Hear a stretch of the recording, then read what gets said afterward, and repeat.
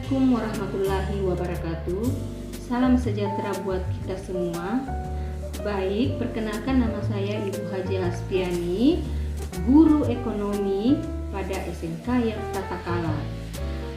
Kali ini saya akan menjelaskan tentang KD menerapkan hukum permintaan, penawaran, konsep elastisitas dan harga keseimbangan pasar. Tetapi untuk kali ini tema yang saya akan jelaskan dulu adalah tema permintaan dalam perekonomian beserta faktor-faktor yang mempengaruhinya.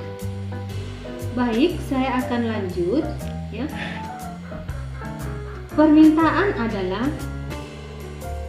jumlah barang dan jasa yang diminta atau jumlah barang dan jasa yang ingin dibeli oleh konsumen atau pelanggan pada tingkat harga dan waktu tertentu.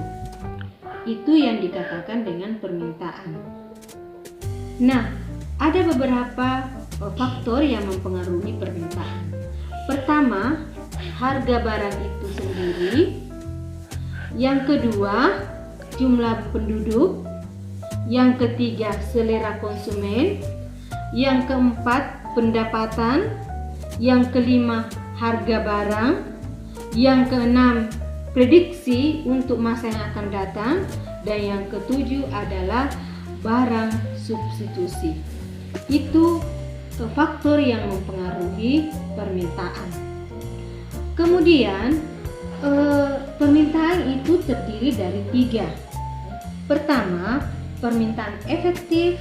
Yang kedua, permintaan potensial, dan yang ketiga adalah permintaan absolut. Nah, untuk kali ini saya akan lebih menjelaskan kepada hukum permintaan.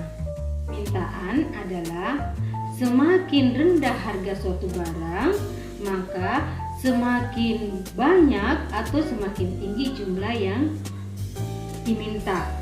Sebaliknya, semakin tinggi harga suatu barang, maka semakin sedikit orang yang membeli atau yang menginginkan. Sehingga hukum permintaan itu berbanding terbalik, yaitu berslop negatif. Tadi kita sudah menjelaskan tentang hukum permintaan dan pengertian permintaan. Sekarang saya akan menjelaskan tentang penawaran.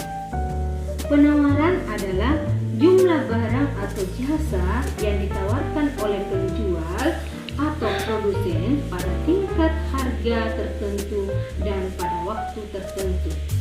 Kemudian, faktor-faktor yang mempengaruhi penawaran, yang pertama adalah faktor harga. Kemudian yang kedua adalah faktor jenis barang. Kemudian yang ketiga, biaya produksi. Yang keempat adalah faktor tingkat teknologi.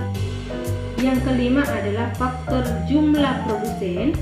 Yang keenam, faktor harapan untuk masa yang akan datang. Itulah yang mempengaruhi faktor-faktor penawaran. Kemudian kita masuk di hukum penawaran. Hukum penawaran itu adalah berbanding lurus, ya. Berbanding lurus. Kenapa berbanding lurus? Karena bunyinya hukum penawaran adalah semakin tinggi harga suatu barang, maka semakin banyak produsen yang ingin menjualnya.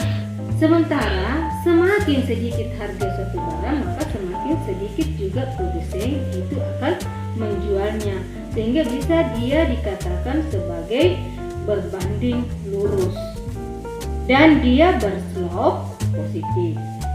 Jadi antara permintaan dan penawaran, kalau permintaan itu berslop negatif dan penawaran itu berslop negatif. Demikian tadi penjelasan singkat tentang apa itu permintaan dan apa itu penawaran. Semoga anak-anakku sekalian bisa menikmatinya dan bisa bermanfaat buat kalian semua. Sampai jumpa lagi. Assalamualaikum warahmatullahi wabarakatuh.